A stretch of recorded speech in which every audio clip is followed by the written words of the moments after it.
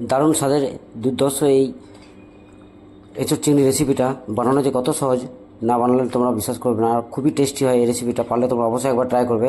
আর আমি কীভাবে বানিয়েছি চলো আজকে তোমাদের সাথে এই রেসিপিটা আমি শেয়ার করে নিচ্ছি, দেখতে পাচ্ছ। Thank you. প্রথমে এঁচোড়গুলোকে আমি অল্প একটু হলুদ দিয়ে আর জল দিয়ে এটাকে ভালো করে সেদ্ধ করে নেবো। এবার এটাকে সেদ্ধ করে নিচ্ছি।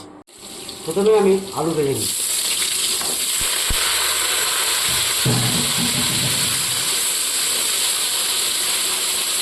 দিদিকে অল্প একটু হলুদ দেবে, এবার আলুটাকে আগে ভেজে নেব। মানে আলুটা আমার ভাজা হয়ে গেছে, আলুটাকে এবার আমি তুলে নিচ্ছি।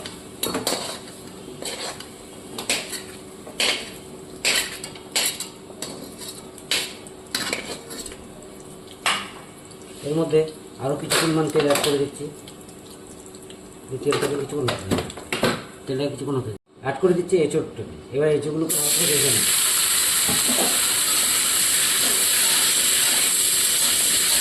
এঁচোড়গুলোকে একটু ভালো করে ভেজে নিই। এঁচোড় চিংড়ির জন্য এই মশলাগুলো আমি বেটে নেব।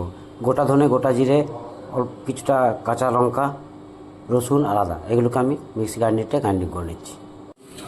ফাইনালি দেখো এঁচোড়টা আমার ভাজা হয়ে গেছে। এবার এটাকে নামিয়ে নিই। অন্য কড়াই চাপিয়ে দিচ্ছি, এর মধ্যে তেল দিয়ে রেডি করবো। চলো আঁচ আমার হয়ে গেছে। ফোড়ন হিসেবে দিচ্ছি একটা তেজপাতা, শুকনো লঙ্কা, অল্প একটু জিরে, জয়ত্রী আর দারচিনি আর 2 টুকরো এলাচ। এটা কিছুক্ষণ হতে দেবো। ফাইনালি অ্যাড করে দিচ্ছি এবার বেটে রাখা মশলাটা। আদা, রসুন, গোটা জিরে, গোটা ধনে, সঙ্গে কাঁচা লঙ্কা।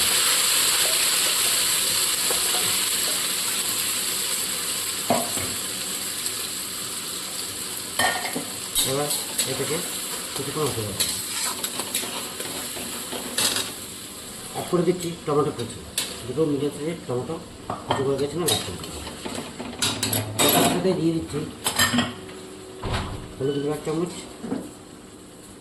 আর লঙ্কা করে 1/2 চামচ। এটাকে ভালো করে কষিয়ে নেব। অ্যাড করে দিচ্ছি অল্প 2 দানা চিনি আর দিয়ে দিচ্ছি স্বাদ অনুসারে লবণ দিয়ে দিচ্ছি। এবার এটাকে ভালো করে কষিয়ে নেব। অ্যাড করে দেবো অল্প একটু টক দই। এবার এটাকে কষতে থাকবো। তার সাথে সাথে দিয়ে দিচ্ছি চিংড়ি মাছগুলোকে। এবার এটাকে খুব সুন্দর করে কষিয়ে নেব। ফাইনালি দেখো আমার প্রপার কষা হয়ে গেছে মশলাটা। এরপর আমি অ্যাড করে দিচ্ছি ভেজে রাখা আলু,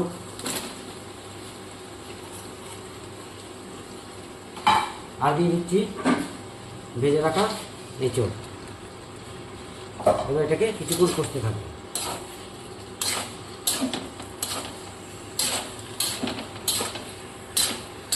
ভালো করে কষিয়ে নেবে।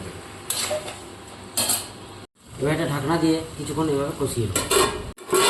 মানে 15 মিনিটের মতো কষিয়ে নিয়েছি। এরপর আমি অ্যাড করে দিচ্ছি গরম জল। ফলে তোমরা ঠান্ডা জল ব্যবহার করতে পারো, কিন্তু গরম জল করলে কী হয় তাড়াতাড়ি হবে আর টেস্টটা একটু আলাদা হয়। সেই জন্য আমি গরম জল অ্যাড করে দিলাম। এবার এটাকে আলু আর দিকে সেদ্ধ করে নেব। ঢাকাটা সরিয়ে আবার দিতে হচ্ছে। এর আগেও আমি 2-3 বার চেক করে নিয়েছিলাম। সো ফাইনালি ব্যাস আমার এঁচোড় চিংড়ি একদম রেডি। এবার এটাকে সার্ভ করা হবে। এবার এটাকে নামিয়ে নেব। Thank you my dear all friend. এটাকে নামিয়ে নিচ্ছি। ফাইনালি সবজিটা আমি নামিয়ে নিয়েছি, এঁচোড় চিংড়ির সবজিটা। এবার এটাকে সার্ভ করা যাবে। দেখতে পাচ্ছ দারুণ টেস্টের এই রেসিপি, পারলে তোমরা অবশ্যই একবার ট্রাই করো বন্ধুরা। চলো এবার এটাকে সার্ভ করবো।